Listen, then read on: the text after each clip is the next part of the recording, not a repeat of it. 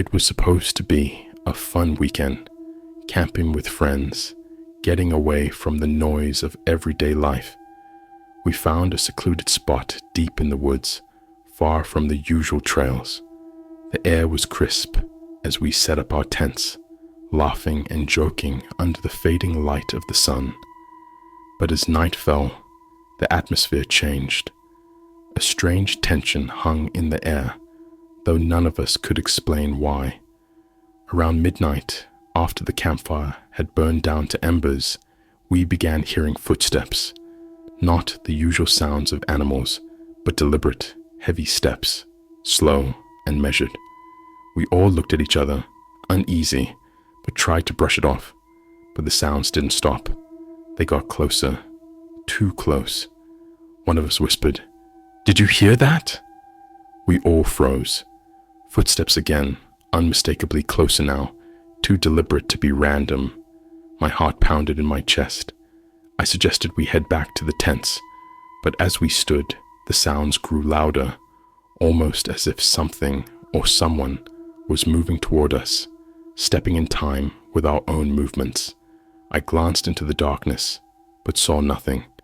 Then, a shape, just outside the firelight, a shadow, standing motionless.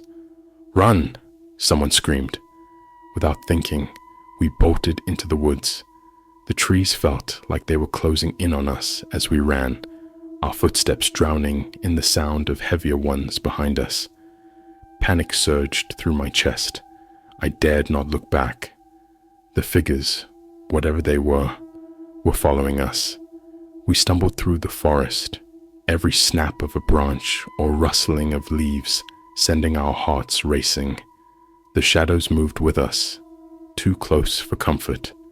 We ran faster, not knowing where we were going, just desperate to escape.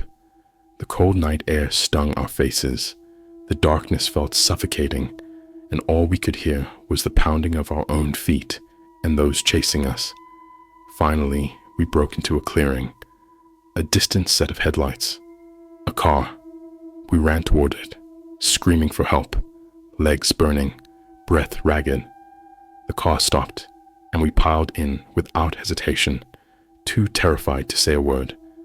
The driver sped away, the woods fading into the distance behind us. We didn't speak the entire ride home. None of us dared to discuss what happened. We knew something followed us that night, something we couldn't explain, and none of us ever went back.